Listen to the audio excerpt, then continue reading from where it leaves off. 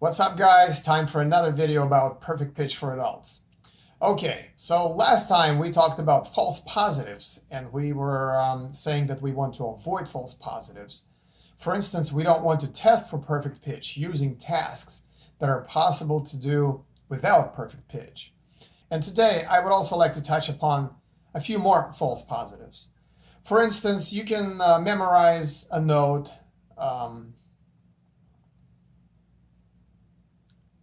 For instance, you can memorize a note such as a C, C, and then you can reproduce any note as a scale degree based off of the C.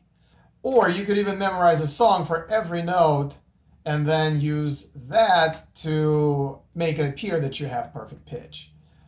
I suppose those are pretty good simulations of perfect pitch, but that's not what we're after. We're after the real perfect pitch ability as it manifests itself in those born with perfect pitch. Let's call them naturals. So we're after what the naturals have.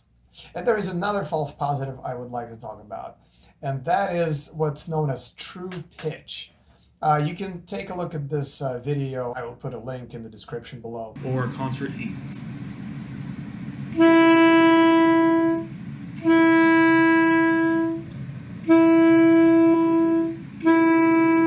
What does that sound like to you? To me, that sounds like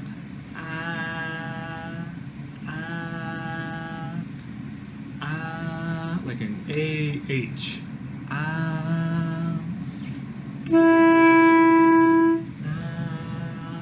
Now let me try a concert F, just up a half step.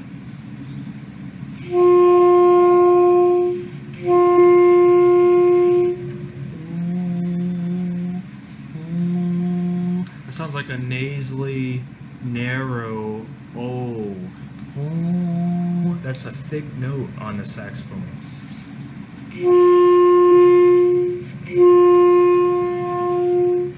Now let me combine the two.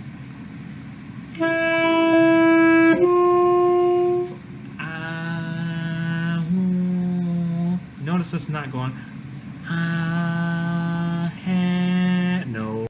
But this gentleman gives you a pretty good illustration of what true pitch is. It's basically when you learn to distinguish the tones on your own instrument. And if you listen to what he is doing, he is basically using micro timbre differences between the notes to identify the notes. While that is a good illustration of what perfect pitch is like, it's not perfect pitch, and it's not using the same mechanism as perfect pitch. And so a lot of people say that when you can distinguish notes on your own instrument, that's a level of perfect pitch. And my opinion is that it's not, actually. Well, it's certainly possible that maybe you can have both, true pitch and some level of perfect pitch underneath. But I frankly have never seen it. My opinion is that this ability or this skill to distinguish the notes based on their micro timbre differences, my opinion is that that is not perfect pitch. One reason is that I have never seen a single person going from true pitch to perfect pitch. If it were a level of perfect pitch, then you should be able to graduate from true pitch to perfect pitch somehow, but I have never seen that happen. The most that I have seen in terms of people having less than full-blown perfect pitch is that sometimes those naturals, they have trouble identifying notes reproduced by a human voice. If someone is singing and they have to identify a singing pitch, they may have trouble doing that. But most other instruments, they're good at. So that's the most in terms of levels that I have seen among the naturals. But I have never seen a single person, having perfect pitch limited to their instrument and then gradually developing, growing into a full-blown perfect pitch. So if that is not a level of perfect pitch, what is a level of perfect pitch? Because last time we said that perfect pitch is binary, and it's usually you either have the whole thing or you have nothing. So to contrast it with true pitch, if you to know that you are really on track to having perfect pitch, what you should be looking for is this. you should be having an additional layer of perception that applies to almost any sound. Basically, regardless of the instrument that you're trying to hear, you will have this additional layer.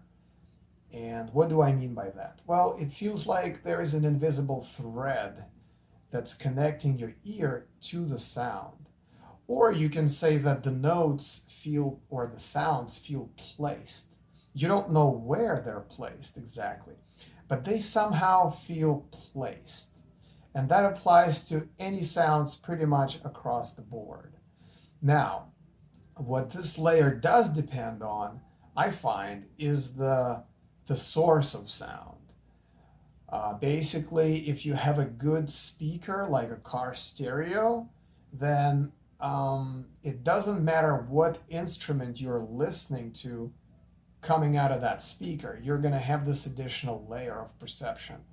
But if it's some, like a crappy smartphone speaker, then you may have trouble getting that additional layer, appear. But even then, you can most of the time maneuver yourself and kind of suck it out of there and get it working.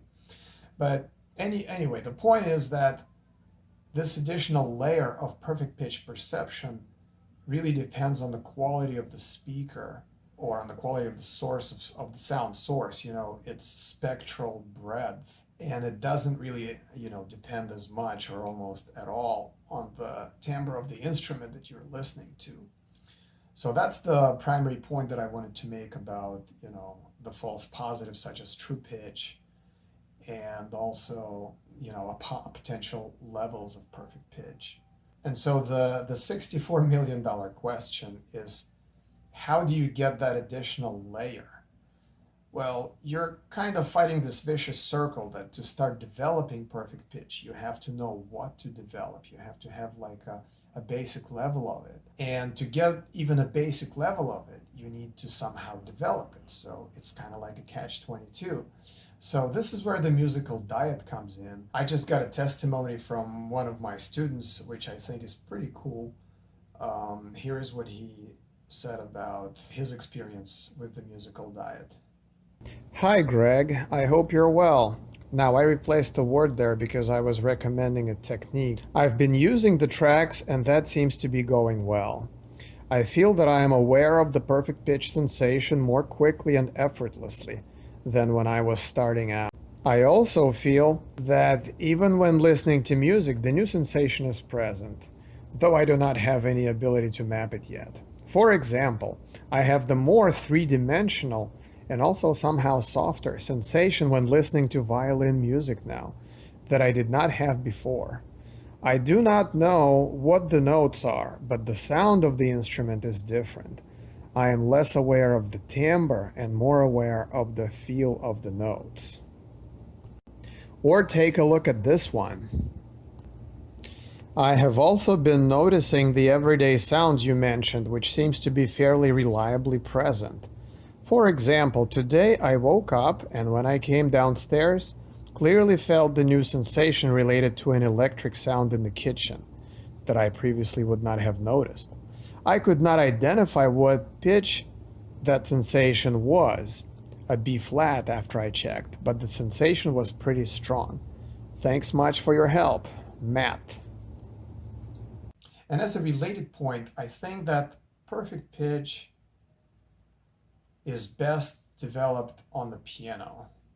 Just conceptually, I think the best instrument to develop perfect pitch is the pianos. I have two tips for developing perfect pitch if you're on that path. Number one, use the piano.